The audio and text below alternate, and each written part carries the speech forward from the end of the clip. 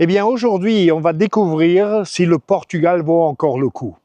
Vaut encore le coup pour qui? Pour ceux qui veulent éventuellement s'expatrier au Portugal. Hein? Est-ce que le Portugal est encore intéressant?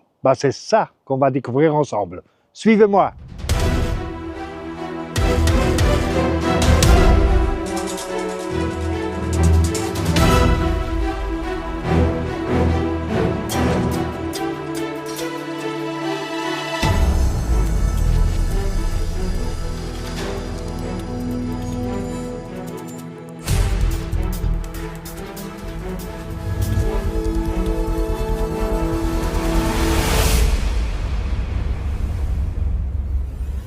Le Portugal a été pendant de longues années un pays qui a attiré des milliers de francophones et qui sont venus s'installer ici. Et pourquoi? Parce que depuis 2013, il y a eu cette nouvelle loi que les expatriés, donc les retraités venant du monde entier et qui s'installent définitivement au Portugal, ne payaient pas d'impôt sur la retraite. Impôt zéro sur la retraite. Ceci pour ceux qui étaient employés dans le privé.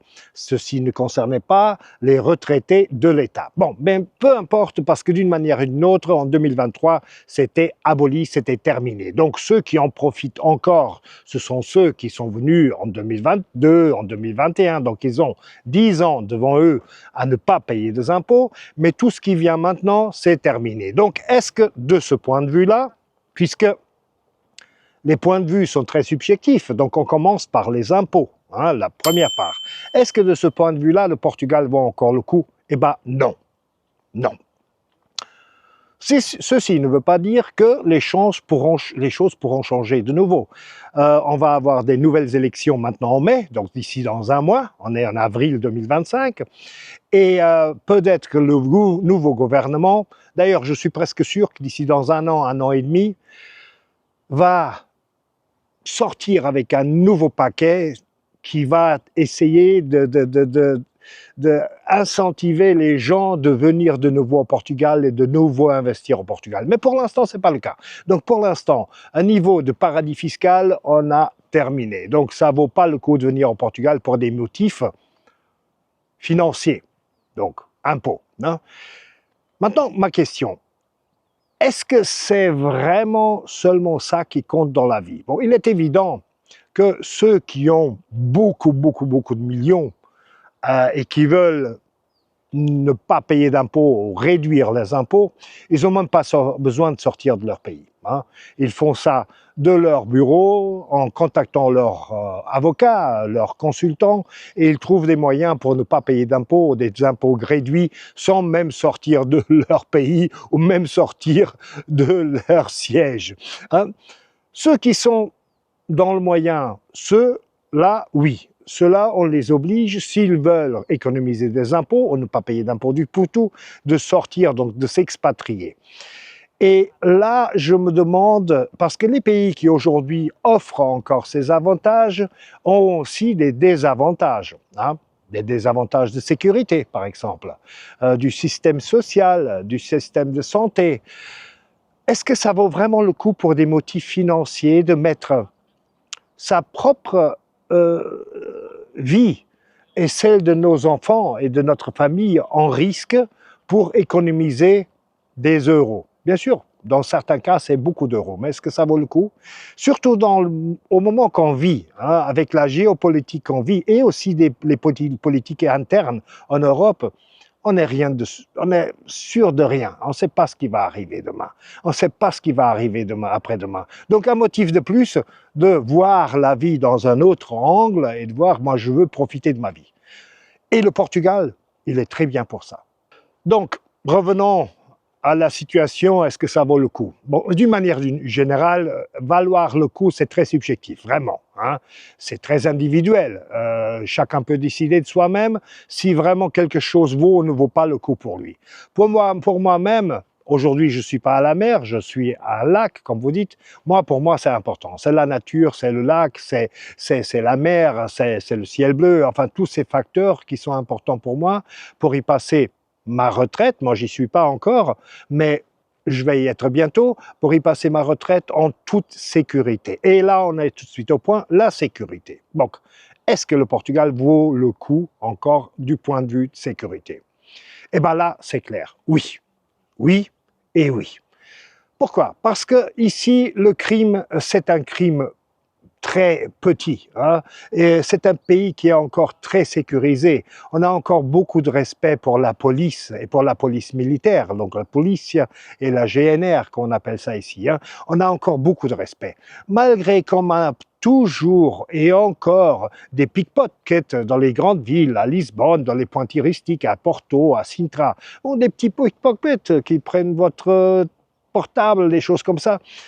Mais ça ne va pas au-delà. De temps en temps, il y a un cambriolage, mais souvent les gens sont attrapés. Donc, c'est toujours un moyen très, très, très contrôlé. Moi-même, je n'ai pas de système d'alarme à la maison et si je l'avais, je ne l'utiliserais pas. Ma voiture, la plupart du temps, elle est ouverte avec mon portable dedans, avec, pas maintenant parce que je l'ai ici sur moi, mais avec ma valise. Enfin, j'ai pas de problème avec ça. J'ai pas de problème de laisser ma fille, moi je suis un vieux papa, comme vous le savez, ma fille elle a 16 ans, aller à un concert à Lisbonne. Lisbonne c'est quand même 80-90 km d'ici. Je suis sur la Côte d'Argent, donc au nord de Lisbonne, côté Óbidos, Nazaré, Péniche, voilà, je suis dans cette région-là. J'ai pas de problème de laisser ma fille avec 16 ans aller voir un concert à Lisbonne, en plein milieu de la nuit. Non, je n'ai pas. Il est évident qu'on a toujours les soucis comme parents, mais je n'ai pas de problème. Je ne vais pas l'empêcher de le faire pour des motifs de sécurité. Vous voyez, je ne vais pas le faire. J'ai pas besoin. Pas encore. Je ne sens pas ce besoin, hein. Donc, par rapport à la sécurité, le Portugal est encore un pays absolument top. Et maintenant, au coût de vie. Voilà, les coûts de vie, encore, c'est une chose très individuelle, parce que si on mange du caviar, bah évidemment, le caviar, elle est cher partout dans le monde, hein. Donc, c'est pas de ça qu'on parle. On parle vraiment du coût de vie, hein. Donc, commençons par les loyers. Les loyers, bon, on oublie. Peut-être qu'ils sont certainement moins chers que dans certaines villes en France, hein, d'accord, ou dans d'autres pays comme la Suisse, donc d'autres pays francophones. Malgré tout, c'est très, très, très cher. C'est devenu très cher, surtout les derniers 3-4 ans. Donc, de ce point de vue-là, est-ce que ça vaut le coup? Pas vraiment. Maintenant, à niveau du coût de vie, je dirais que oui. Il faut savoir acheter, mais ça, il faut le savoir aussi dans votre pays. Mais ici, il faut savoir acheter par rapport aux fournisseurs où on va. Donc, les supermarchés ont des prix très variés. Donc, un produit que vous trouvez dans un supermarché à 2 €, dans l'autre, il peut être à 4 €. La même chose que si vous achetez à 2 € au supermarché des fruits et légumes, ces mêmes fruits et légumes au marché de la rue, vont être à moitié du prix et beaucoup plus frais.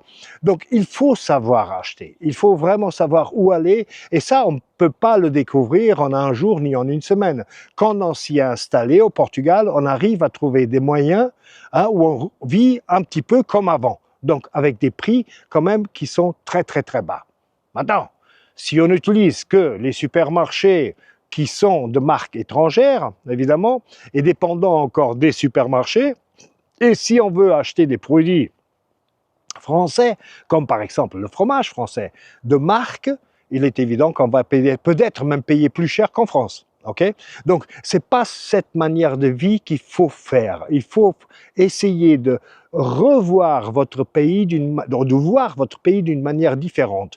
Un changement de pays veut aussi et implique aussi la situation de changer toute sa manière d'être et sa manière notamment aussi d'acheter des produits.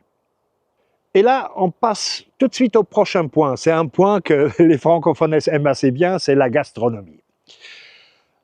Est-ce que ça vaut le coup du point de vue gastronomie? Bon, la gastronomie portugaise, attention, les Portugais sont très fiers de leur gastronomie. Malgré tout, la gastronomie portugaise est une gastronomie assez traditionnelle. Vous voyez, dans la plupart des restaurants, je dirais presque 80% des restaurants, vous avez vraiment la tradition qui est à la table. Donc on a des portions qui sont suffisamment grandes, qui sont assez bien, mais cuisinées de manière comme ferait votre grand-mère ou votre mère, donc dans le temps. Ce n'est pas une gastronomie qui est 5 étoiles. Vous voyez, ça ne veut pas dire qu'on n'ait pas de restaurants 5 étoiles, mais vous les rencontrerez plus facilement ou à Lisbonne ou à Porto, peut-être en Algarve et dans les petites et moyennes villes, peut-être vous en avez un ou deux. Mais normalement, vraiment, ce que les Portugais aiment, c'est la cuisine traditionnelle. Et évidemment, et là je ne peux pas montrer derrière moi parce que c'est la mer, mais bon, évidemment, tout ce qui est produit de la mer. Là, les Portugais sont très fiers de leur manière de préparer les crustacés, le poisson, etc. Il est évident que ce n'est pas travaillé de la même manière, encore une fois, comme dans un restaurant 5 étoiles où on met plein de caprices. Non, c'est fait d'une manière simple, de manière à ce qu'on ait encore le goût du poisson, des crustacés, des gambas, enfin peu importe ce que c'est, mais que ça soit encore naturel. Si vous voulez avoir, et moi j'ai vu des critiques sur Facebook, si vous voulez avoir de la haute cuisine, comme on la trouve très souvent en France, bah là il faut se déplacer, ou alors il faut aller toujours, si vous êtes dans une petite ville, il faut aller toujours manger au même restaurant. Si vous voulez avoir un choix de restaurants de ce genre, il faut vraiment se déplacer dans les grandes villes. Et déjà qu'on parle de restaurants, parlons-en des prix. Donc il est évident que si vous allez dans un restaurant 5 étoiles, vous n'allez pas payer le même prix que dans un restaurant traditionnel. Hein. Malgré tout, dans un restaurant 5 étoiles, vous allez voir que vous allez payer peut-être un tiers, voire même moitié du prix que vous payerez dans votre pays. Ça, c'est sûr. Pour une qualité qui est aussi bien. Je parle maintenant d'un restaurant de très haute qualité. Si vous allez dans un restaurant traditionnel, il est évident que vous allez être servi d'une manière très grande, n'est-ce pas? Un plat suffit pour 2 personnes, donc on en prend un plat qui varie entre 10 et 15 euros, et si on dit, bon, on peut manger ça à 2, bah, ça nous fait la moitié, quoi, entre 5 et 7,50 €. Vous voyez, le prix des restaurants est encore très raisonnable. Il est évident que vous ne trouverez pas les mêmes produits que dans votre pays natal. Il y aura des choses qui seront semblantes, okay, qui seront, je dirais pas pareilles, mais très semblantes, mais vous ne trouverez pas la même chose. Donc là aussi, si vous tenez à une gastronomie riche de votre pays, 5 étoiles, avec blablabla, si ça, hein, évidemment, le Portugal, il faut y aller à Lisbonne, à Porto. Autrement, vous allez être toujours dans le même restaurant. Sinon, ça vaut toujours vraiment le coup d'aller dans un restaurant portugais, au Portugal, parce qu'on paye vraiment beaucoup moins cher, ainsi qu'au café, aller boire une bière, aller boire un petit whisky, enfin peu importe ce que c'est toujours beaucoup moins cher que dans des pays francophones, et pas seulement. Et puisqu'on continue à parler de ce qui vaut le coup ou ne vaut pas le coup au Portugal, on parle d'une chose qui peut-être n'intéresse pas trop mes spectateurs, parce qu'on a déjà un âge avancé et que nos enfants sont grands, pas le mien, pas la mienne, mais bon, dans la plupart des cas, ça sera comme ça, c'est l'éducation. Moi, au départ, je regardais, donc je suis revenu il y a 30 ans au Portugal, et au départ, quand j'ai eu ma fille, je me suis demandé est-ce que je vais la mettre dans une école particulière. Et j'ai commencé à comparer en Algarve, à Lisbonne, à Porto, et après j'étais voir les écoles de l'État. Et très honnêtement, je me suis décidé, pas à cause de l'argent, mais parce que j'ai trouvé que l'école de l'État avait un bon fonctionnement, une grande sécurité, un très très bon service et des excellents professeurs. Donc je me suis dit, bon, je vais aller sur ce chemin et j'ai mis ma fille dans une école de l'État. Écoutez, très honnêtement, moi, comme je vous ai dit, je n'habite pas à Lisbonne. Hein. Il y a certains quartiers à Lisbonne où peut-être c'est pas aussi sympa, hein, ou à Porto. Là où j'habite, ma fille a eu une superbe éducation, elle a eu un parcours d'école qui était fantastique, en toute sécurité, c'était presque comme une école particulière. Donc, si vous voulez venir au Portugal, il est évident qu'il y a des écoles particulières, il y a des écoles internationales, il y a même le lycée français. Donc, si vous voulez la mettre dans une école comme celle-ci, pas de problème, il faut payer, mais pas de problème. Mais je peux vous dire de tout mon cœur que si vous voulez intégrer votre enfant au Portugal, il vaut mieux la mettre dans une école portugaise de l'État.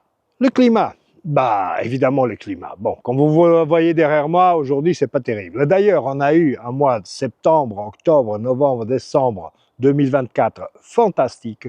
On a eu un mois de janvier jusqu'à milieu de février fantastique. Et après, ça a commencé. Donc, de la pluie sans arrêt, comme j'ai jamais vu. Donc, le mois de février, c'était à oublier. Le mois de mars, c'était à oublier. Et jusqu'au 15 avril, on pouvait oublier. Donc, au mois d'avril, encore, on dirait que c'est normal. Mais bon, février, mars, c'était pas normal du tout. Ce qu'on a eu comme flotte ici, c'était vraiment horrible. Ou, par exemple, en Allemagne et dans les pays nordiques, ils avaient le printemps, du soleil, ciel bleu. Nous, ici, on avait des seaux d'eau. Et c'est vraiment carrément des seaux d'eau. Au sud, je vous ai déjà parlé de ça, il y avait toujours des problèmes d'eau, surtout les dernières 3 années. Ils ont même été au point de couper, donc de couper 20%, 15 à 20% de l'eau aux habitants en Algarve et encore plus pour l'agriculture. Bah, ce problème-là, il n'existe plus. Les barrages sont tous pleins, ils ont déjà été obligés même de les décharger. Donc, pour les prochaines 3 années, je ne peux plus parler mal de l'Algarve parce qu'il y aura de l'eau. Hein. Ici, dans la région, on n'a jamais eu vraiment de problème d'eau. Mais par contre, honnêtement, en dehors de la pluie, il y a aussi des vents incroyables, donc des tempêtes avec les noms les plus différents, Marco, Joanne, Bada, donc il y en avait eu 6 ou 7, c'était l'enfer. Les vents n'étaient pas vraiment ce qui était le plus terrible parce que, bon, en arrivant ici sur la côte, c'était plus ou moins calme. Mais la pluie, c'était vraiment des sauts. Donc, le climat, cette année, on peut l'oublier. Mais est-ce que c'est anormal? Bon, je dirais non. C'est pas anormal. Il y a toujours eu des années, moi dans les 30 ans que je suis ici, il y a toujours eu des années qui étaient particulièrement pluvieuses. Okay? Peut-être pas avec autant de tempêtes qu'il y a eu, hein, mais particulièrement pluvieuses. Et d'ailleurs, bon, on est au sud de l'Europe, on a besoin de la pluie. Donc ça, évidemment, sans eau, on ne peut pas vivre. Et on continue. La qualité de vie. Bien, écoutez, moi je suis agent immobilier, comme vous le savez. Je travaille déjà depuis 25 ans dans ce métier. J'ai travaillé en Algarve de longues années. J'ai eu des magasins en Algarve, donc des bureaux. J'ai eu plusieurs bureaux ici sur la Côte d'Argent. Maintenant, j'en ai plus qu'un et ça va. Avec mon âge, on commence à se calmer. J'ai quand même 64 ans. Et très honnêtement, j'ai connu des centaines et des centaines d'expatriés venant du monde entier. Et quand je dis du monde entier, je parle vraiment du monde entier. Donc, pas seulement l'Europe, mais comme des Américains, des Canadiens, des Israéliens. Il y a eu de tout, vraiment de tout. Et ce que je peux vous dire, c'est que pas tout le monde, ok? Pas tout le monde. Il y a des gens aussi que l'expatriation, c'est pas pour eux. Mais ce que je peux vous dire, c'est que 70 à 80% des gens qui sont venus au Portugal y ont vécu très bien et y vivent encore. Okay? Il est évident que arrivant à un certain âge et quand nos enfants commencent à avoir des petits-enfants et ils sont encore dans notre pays natal et nos enfants commencent à nous appeler « Maman, il faut venir nous aider parce que maintenant on a 2 bébés et tu leur manques et tu me manques aussi parce que… » Bon, souvent, c'est un des motifs pour lequel les gens rentrent dans leur pays natal. Le deuxième motif, c'est pour des raisons de santé. Donc des raisons de santé majeures, pas parce que le système est mauvais, simplement, et je comprends qu'on ne veut pas, avec un certain âge, 85, 90 ans, être dans un hôpital dans un pays étranger. On veut peut-être pouvoir parler avec les médecins, etc., etc. Donc, on se sent mieux dans notre pays natal. Donc, ça, ce sont 2 motifs, évidemment, qui existent et pour lesquels les gens rentrent, pas parce qu'ils veulent, mais parce qu'ils sont presque obligés. Les autres 20%, ce sont des gens qui simplement ont pensé que l'expatriation est autre chose. Vous voyez, ils se sont imaginés des choses qui n'ont rien à voir avec l'expatriation. L'expatriation, c'est une vie nouvelle. Mais pour pouvoir réussir cette vie, il faut oublier notre vie ancienne. Si vous ramenez avec vous vos idées, et votre mentalité, je parle de ça, sur votre comportement que vous avez dans votre pays natal, peut-être dans votre nouveau pays, vous n'allez pas réussir. Vous voyez, donc c'est pas évident. Je vous donne un exemple. La bureaucratie au Portugal est connue, mais aujourd'hui la bureaucratie est connue dans l'Europe, voire le monde entier. Donc aujourd'hui, Depuis 2-3 ans, les services des impôts, la mairie et tout ça, dans tous les services, ils ont mis un papier comme quoi ils n'acceptent pas qu'on leur parle dans une langue étrangère, la plupart du temps anglais. Donc, ils n'acceptent pas que les gens doivent amener un traducteur. Ok, donc, pourquoi c'est venu ça? C'est venu parce que beaucoup d'étrangers, ils sont allés, ont commencé à se renseigner, ne savaient pas la langue, ils partaient du principe que la personne derrière le guichet devait parler leur langue, ce qu'il ne doit pas du tout, devait parler leur langue, se sont énervés, etc. Et la pauvre personne derrière le guichet, qui souvent, même en portugais, n'arrive pas à expliquer ce qui est le cas, même en portugais, elle n'arrive pas, comment elle devait expliquer ça en français ou en anglais? Impossible. Donc les gens, devant les guichets, se sont énervés, et donc au fur et à mesure que ça s'est dupliqué, multiplié, à un moment donné, ces services ont dit, bon d'accord, ok, à partir de maintenant, si vous voulez savoir quelque chose, emmenez un traducteur. Un ami, votre avocat, on s'en fout, mais emmenez un traducteur. Tout ça pour dire quoi? Tout ça pour dire que si on est dans un pays étranger, il faut s'adapter à ce pays. Donc, comme au Portugal, d'une manière générale, les choses sont plus calmes, il faut avoir plus de patience et tout ça. Pour beaucoup d'entre ceux qui viennent ici, enfin, pour certains d'entre ceux qui viennent ici, ça devient insupportable. Ils perdent la patience, ils deviennent nerveux, et parce qu'il faut que ça aille plus vite, etc., etc. Et les gens, les Portugais dans ce cas-là, ils n'aiment pas cette habitude, ils n'ont pas l'habitude de cette façon de traiter les gens. Et là, on vient au prochain point. Les Portugais sont connus, entre-temps mondialement connus, comme étant des gens très très gentils. Même les Américains savent que les Portugais sont gentils, ce qui veut dire quelque chose, parce que pour les Américains, le Portugal, c'était une région de l'Espagne, ils ne savaient pas du tout ce que c'était. Aujourd'hui, même eux savent que les Portugais sont des gens charmants, très très accueillants, et voilà. Et ça, c'est un cas. C'est continuer à être comme ça, et ça, c'est quelque chose d'extraordinaire. Par rapport à ça aussi, ça vaut le coup de vivre au Portugal. D'accord? Je pourrais continuer comme ça, mais je vais laisser ça pour une autre vidéo. En attendant, j'espère que ça vous a plu. Comme toujours, votre Tony de Portugal. Je mets ici mon email et mon WhatsApp si vous voulez me contacter, si vous avez des questions.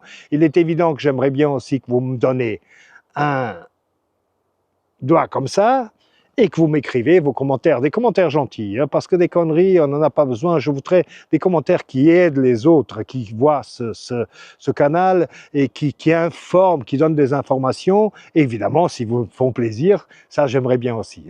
Merci, à bientôt, votre Tony Portugal. Merci.